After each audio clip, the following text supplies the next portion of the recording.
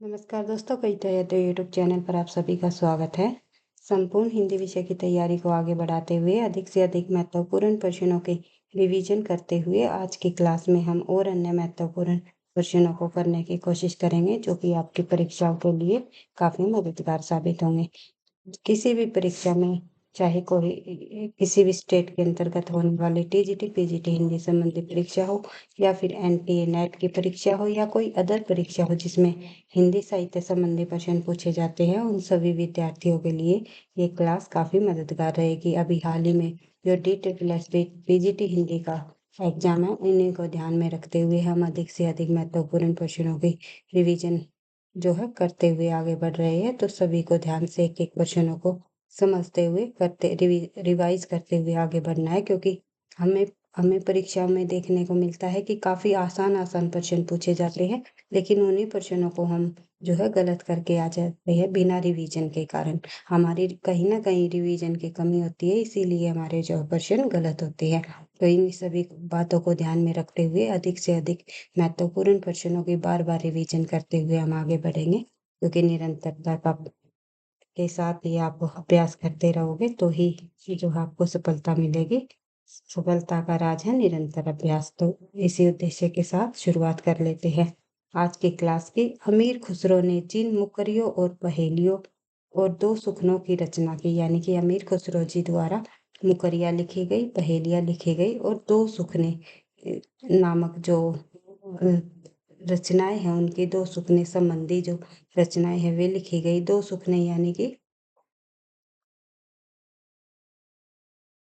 कि आप समझ सकते हो, अमीर खुसरो जी ने जो दो सुखने लिखे हैं उनका अर्थ है किसी प्रश्न को पूछना, यानी कि एक से अधिक प्रश्न को पूछना। एक से अधिक किसी भी मतलब अपनी पंक्तियों में एक से अधिक प्रश्न पूछना, और जो है उसका उत्तर एक ही होना, और उत्तर एक होना।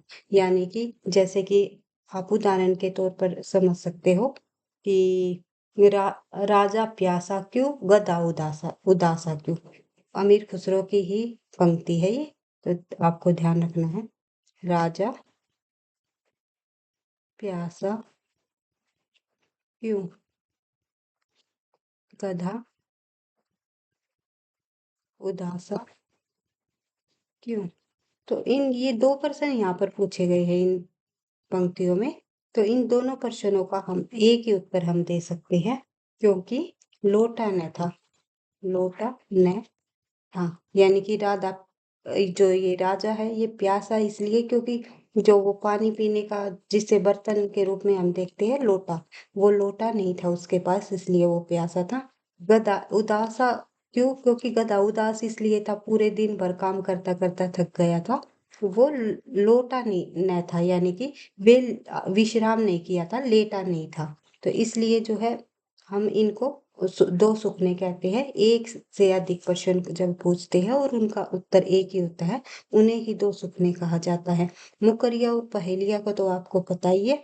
तो ये सभी जो है मीर खुसरो जी द्वारा रचित है। मुकरिया किसी भी बात को कहने से मुकर जाना, और जो पहेलिया तो पहेलिया पूछना। तो ये सभी आपको ध्यान रखना है, इनका अर्थ भी ध्यान रखना है, क्योंकि परीक्षाओं में अर्थ भी पूछा जा सकता है। आपकी पीजीटी परीक्षा है तो थोड़ा हर एक शब्दों को, हर एक तथ्यों को बिल्कुल थोड़ा सा ध्यान से समझते हुए आगे बढ़ना है। नेक्स्ट क्वेश्चन हम देखते हैं। उलटवासियों का पूर्व रूप हमें किन की भाषाओं में मिलता है। सॉरी भाई, उलटवासियों का पूर्व रूप में किन की भाषाओं में मिलता है। आप लोगों ने देखा उलटवासियों के नाम से प्रसिद्ध जो रहे हैं वे कबीर जी रहे हैं, वे भक्ति काल के अंतर्गत आते हैं। लेकिन पूर्व रूप में पूछा हुआ है तो सिद्धों की वाणियों में भी हमें उलटवासियों की विशेषता देखने को मिलती है। आगे बढ़ते हैं। प्रश्न नंबर 33। दुख ही जीवन की कथा रही, क्या कहूँ आज जो नहीं कही। बार बार परीक्षाओं में पूछा जाने वाला प्रश्न है। निराला जी द्वारा रचित पंक्ति है, स्रोत समेटने से ये लिया गया है। आगे बढ़ते हैं।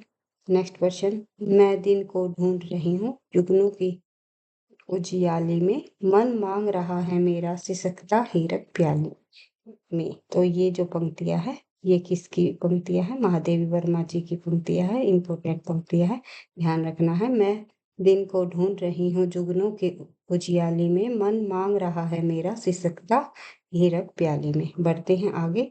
नेक्स्ट क्वेश्चन हम देखते हैं, गे पदों की परंपरा किसने प्रचलित की है? तो गे पदों की परंपरा हमें सिद्धों की वाणियों में ही देखने को मिली है। सबसे पहले परंपरा जो है इन्हीं के द्वारा प्रचलित की गई है। आगे बढ़ते हैं। प्रश्न नंबर 36, आचार्य रामचंद्र शुक्ल ने विद्यापति को किस प्रकार का कवि माना है? आचार्य रामचंद्र शुक्ल जी ने विद्यापति को जो है शुद्ध श्रृंगारी कवि माना है। किसी ने विद्यापति को भक्त कवि कहा है और किसी ने जो है श्रृंगारी कवि कहा है। विद्यापति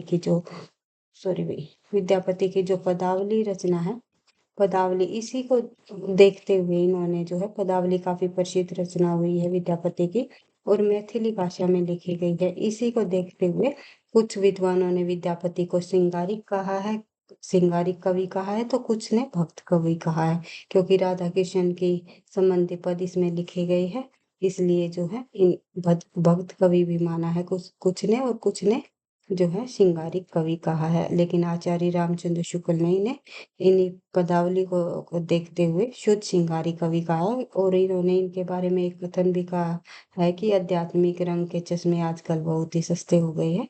इस प्रकार का अगर कथन भी पूछा जाए तो शुक्ल जी का ही है।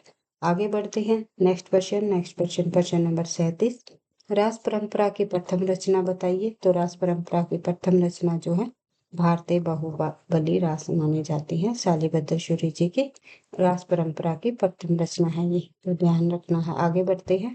नेक्स्ट क्वेश्चन हम देखते हैं, रास यानी कि जैन साहित्य के को का ही दूसरा नाम है जैन साहित्य। तो ये आपको कंफ्यूज नहीं होना। आगे बढ़ते हैं। नेक्स्ट क्वेश्चन हम देखते हैं, हिंदी रास परंपरा की प्रथम ऐतिहासिक रचना कौन सी है?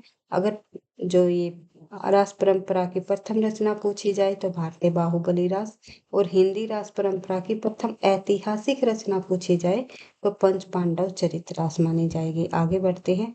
नेक्स्ट क्वेश्चन हम देखते हैं, ये भी ध्यान रखना भैया आपको, ये भी ध्यान रखना है कि पंच पांडव चरितरास और भारतीय बाहुबली रास, ये दोनों रचनाएं शालिभद्रशूरी जी की है। कई बार जो है नाम पूछ लेते हैं लेखक का, शालिभद्रशूरी जी द्वारा लिखी गई ये रचनाएं हैं दोनों, पंच पांडव चरितरास और ये भारतीय बाहुबली रास। ये रास परंपरा की प्रथम रचना मानी जाती है और ये रास परंपरा की प्रथम ऐतिहासिक रचना मानी जाती है। दोनों के रचनाकार शालिभद्रशूरी ही है। आगे बढ़ते हैं।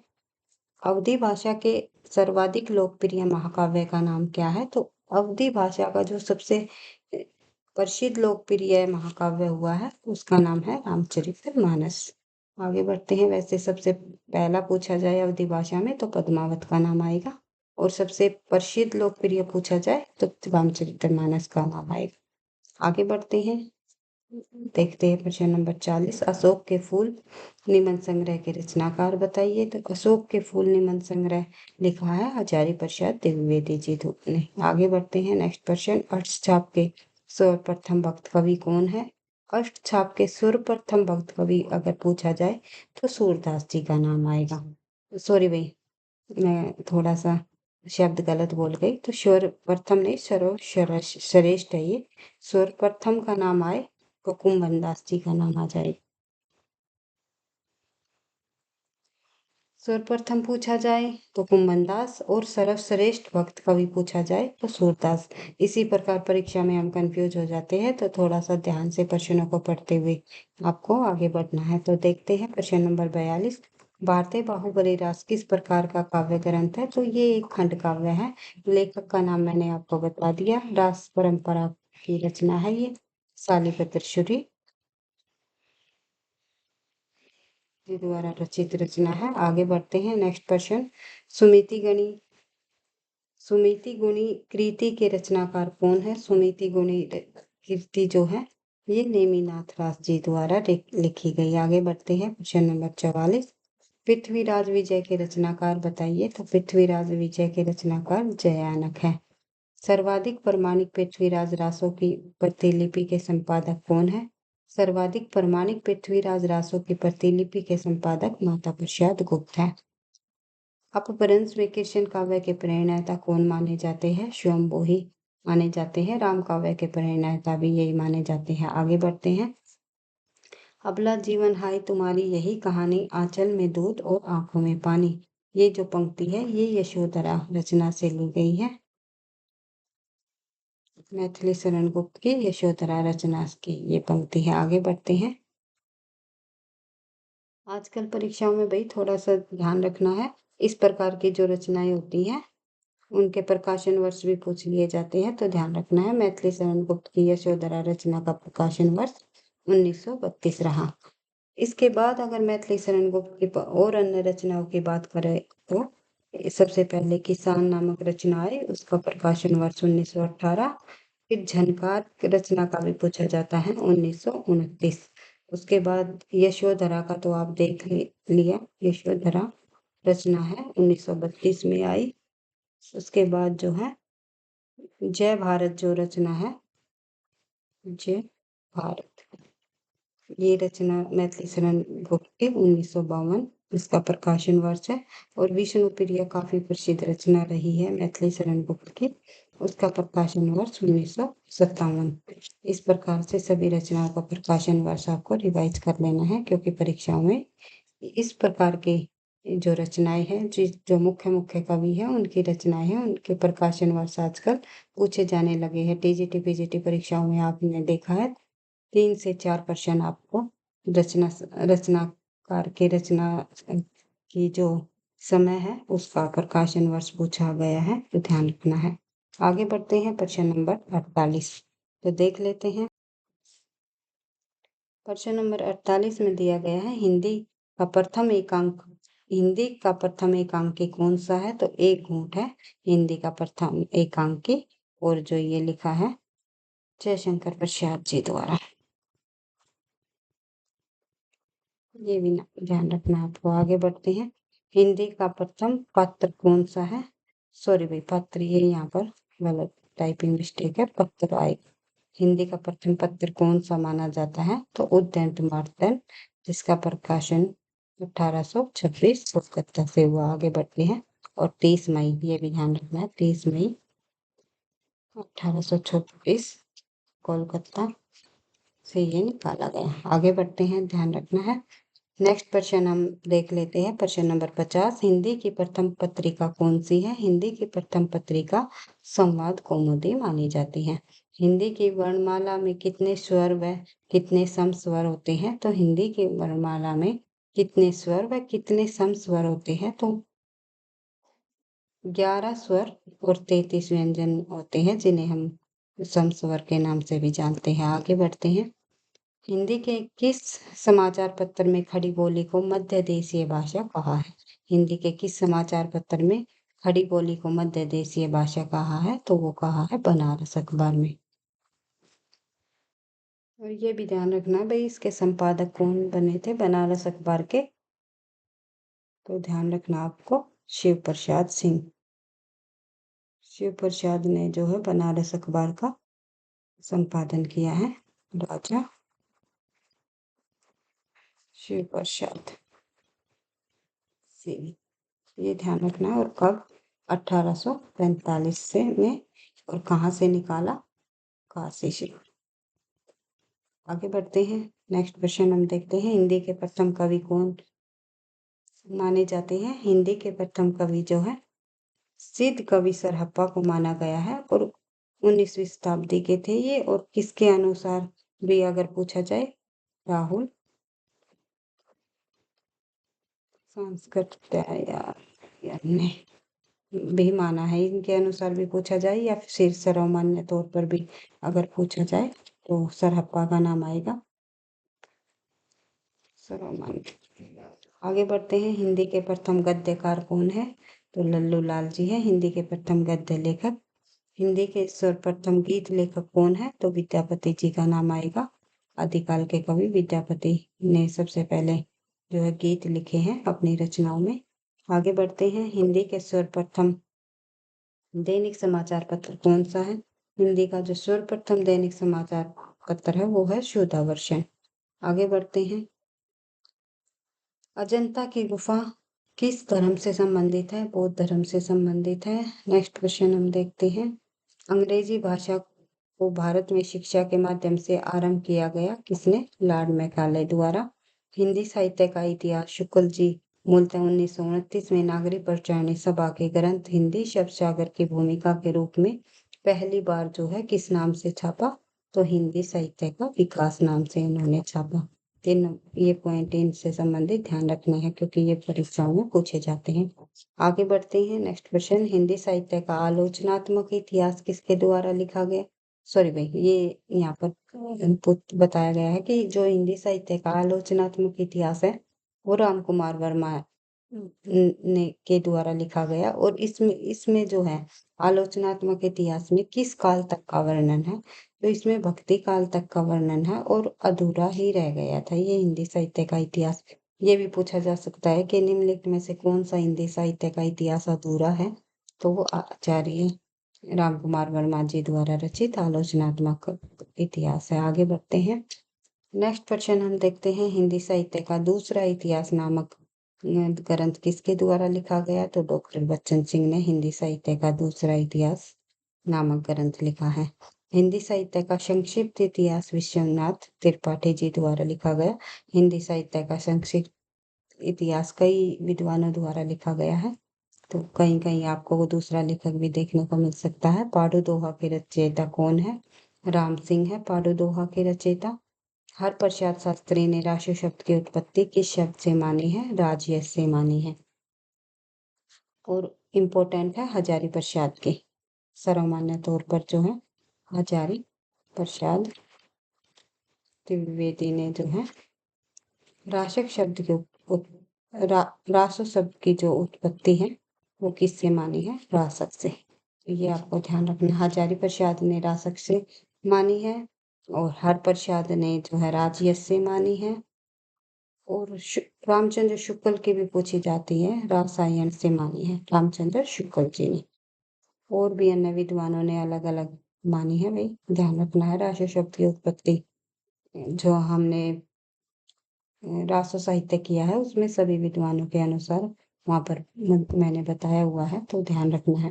अगर आप चाहोगे तो मैराथन क्लास के माध्यम से हम फिर तथ्यों की रिवीजन करने की कोशिश करेंगे। तो आगे बढ़ते हैं। प्राकृत का पाणिनि कहते हैं। प्राकृत का पाणिनि हेमचंद्र जी को कहा जाता है क्योंकि इन्होंने प्राकृत भाषा का व्याकरण लिखा था। अमीर खुसरो का मूल नाम बताइए? तो अब्दुल हसन जो है अमीर खुसरो का मूल नाम है। हिंदी का आदि कवि किसे माना जाता है? स्वयंभू को हिंदी का आदि कवि माना जाता है। 8वीं शताब्दी के अपभ्रंश भाषा के कवि हुए हैं ये भी ध्यान रखना है। और इन्हें हिंदी का प्रथम कवि किसने माना है? तो राम कुमार वर्मा जी ने जो है स्वयंभू को हिंदी का प्रथम कवि माना है। राम कुमार वर्मा, ये पॉइंट भी ध्यान रखना है। हिंदी का प्रथम उपन्यास कौन सा है? परीक्षा गुरु श्रीनिवास दास जी द्वारा रचित और जो है इसका प्रकाशन वर्ष 1882। इसी ध्यान रखना है। आगे बढ़ते हैं। Next question. आंसू काव्य के रचयिता कौन है? जयशंकर प्रसाद आंसू काव्य इन्होंने लिखा है। झरना आंसू लहर कमायनी जयशंकर प्रसाद के सभी काव्य संग्रह पूछे जाते हैं। आंचलिक रचनाएं किससे संबंधित होती है? तो क्षेत्र विशेष से संबंधित होती है। और प्रथम आंचलिक उपन्यास पूछा जाए तो महला आंचल जो कि फणीश्वर नाथ रेणु जी द्वारा लिखा गया है, ध्यान रखना है।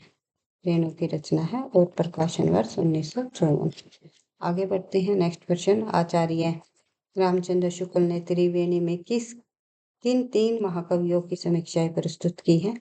तो रामचंद्र शुक्ल जी ने त्रिवेणी में अपने निबंध संग्रह त्रिवेणी में जो है सूर, तुलसी और जयसी महान कवियों की समीक्षाएं प्रस्तुत की है। आगे बढ़ते हैं। किस रासो काव्य को रासो ग्रंथ में नहीं गिना जाता? तो रासो ग्रंथ में जो है विजयपाल रासो को नहीं गिना जाता। शुक्ल के अनुसार जो है इसको अपभ्रंश भाषा में होने के कारण इसे रासो साहित्य में नहीं गिना गया। आगे बढ़ते हैं। Question number 74।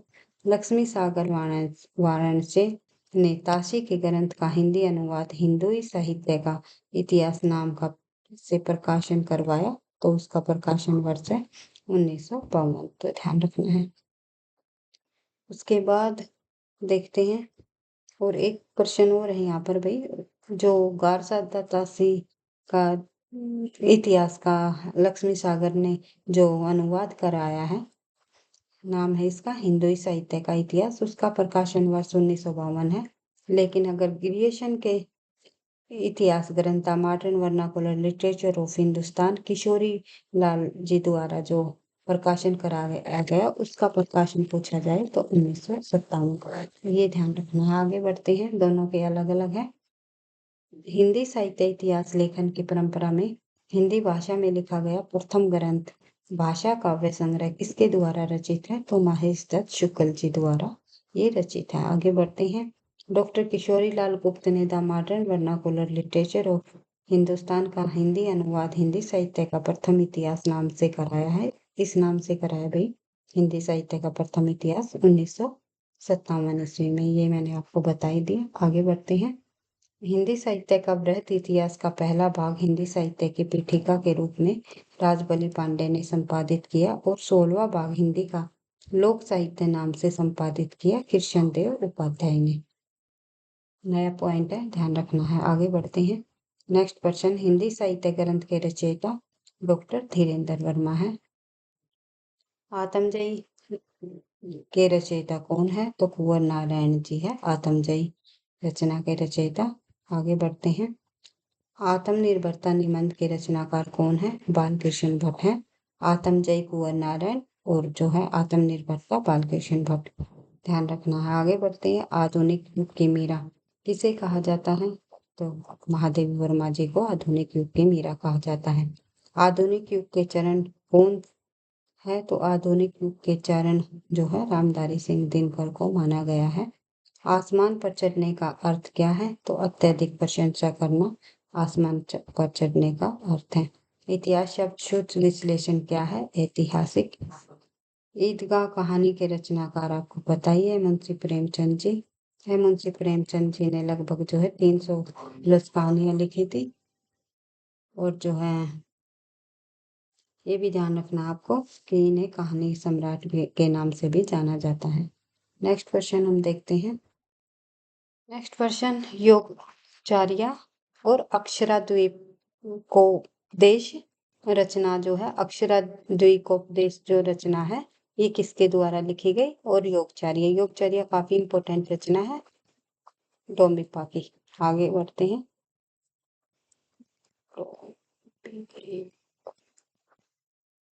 डोम्बिपा नहीं है भाई, डोम्बिपा ही। आगे बढ़ते हैं। प्रबंध चिंतामणि के रचयिता मेरुतुंग है और इन्हें ही जो है अभिमान मेरु भी कहा जाता है।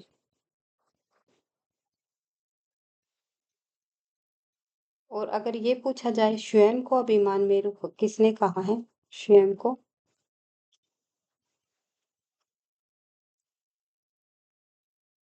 तो नाम आएगा पुष्यदंत का।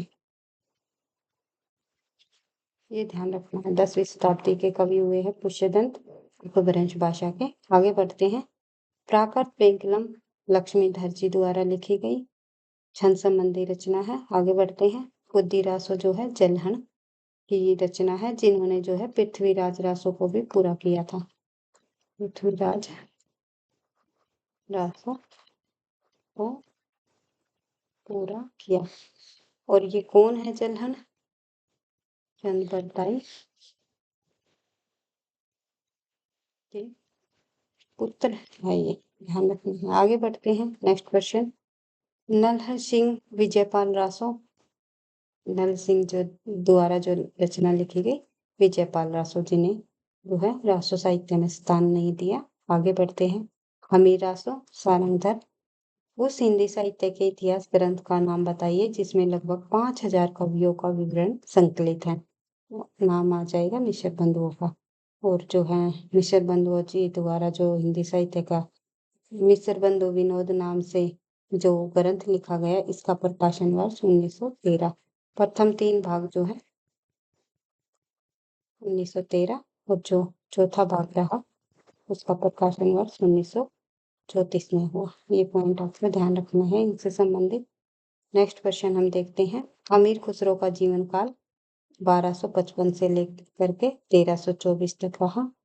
काम कामिनी करिए सनाने कीर्तन ही हृदय हनन पंचवाने। ये जो पंक्ति है विद्यापति जी की है, पदावली से ली गई है। आगे बढ़ते हैं। एक नर पिया को भानी तन वाको सगरा जो पानी। यह पंक्ति किस भाषा में लिखी गई? ब्रज भाषा की पंक्ति है। आगे बढ़ते हैं। नेक्स्ट क्वेश्चन हम देखते हैं। एक भारतीय आत्मा किसे कहा जाता है? तो आपको पता ही है, माखनलाल चतुर्वेदी को एक भारतीय आत्मा के नाम से भी जाना जाता है। नेक्स्ट क्वेश्चन हम देखते हैं। आष्ट्रिक भाषा समूह के भाषाओं को बोलने वालों के क्या कहा जाता है? तो किरात कहा जाता है। कटकटानन कपि कुंज भारी दुहु भुजदंग दम की महामारी ढोलत धरनी सभापत खसे चले भाजी भय मारुत कृष्य। जो ये पंक्ति है ये तुलसीदास जी द्वारा रचित पंक्ति है। आगे बढ़ते हैं। नेक्स्ट क्वेश्चन हम देखते हैं। आराधना का दृढ़ आराधन से दो उत्तर। तो आराधन का दृढ़ आराधन से दो उत्तर जामवंत जी द्वारा कहा गया राम को ये कथन। तो राम की शक्ति पूजा से लिया गया कथन है, निराला का ये कथन है। आगे बढ़ते हैं। नेक्स्ट क्वेश्चन हम देखते हैं। Question number 102। प्रिय स्वतंत्र राव अमृत मंत्र नव भारत में भरते। निराला जी की पंक्तियां हैं। सुहाग के नुपुर जो उपन्यास है ये अमृतलाल नागर जी का उपन्यास है, ध्यान रखना है। आगे बढ़ते हैं। सूरदास के गुरु कौन है? वल्लभाचार्य जो है सूरदास के गुरु है। अष्टचाप के सर्वश्रेष्ठ कवियों में आते हैं सूरदास जी। सर्वप्रथम की बात करें तो कुम्मन दास जी का नाम आएगा। अष्टचाप के अंतर्गत आपको पता ही है वल्लभाचार्य जी के 4 शिष्य और जो है 4 शिष्य विठलनाथ जी के रहे हैं। नेक्स्ट क्वेश्चन हम देखते हैं। व्यवस्था प्रियता और विद्रोह का विलक्षण संयोग किस प्रयोगवादी कवि में सबसे अधिक मिलता है? अज्ञे में हमें मिलता है।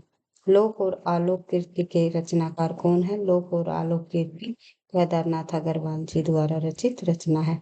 शिव शंभू के चिट्ठे बालमुकुंद गुप्त जी संबंधी रचना है और शिवा बावनी के रचनाकार भूषण कवि है। रीतिकाल के एकमात्र वीर कवि के रूप में प्रसिद्ध हुए हैं भूषण जी। सर्वप्रथम इस आलोचक ने अपने किस ग्रंथ में देव बड़े है कि बिहारी विवाद को जन्म दिया है? नाम आ जाएगा मिश्र बंधुओं ने हिंदी नवरत्न में। और हिंदी नवरत्न का जो प्रकाशन वर्ष है 1910 है। हिंदी मिश्र बंधु विनोद से पहले आएगा हिंदी नवरत्न, ये ध्यान रखना आपको।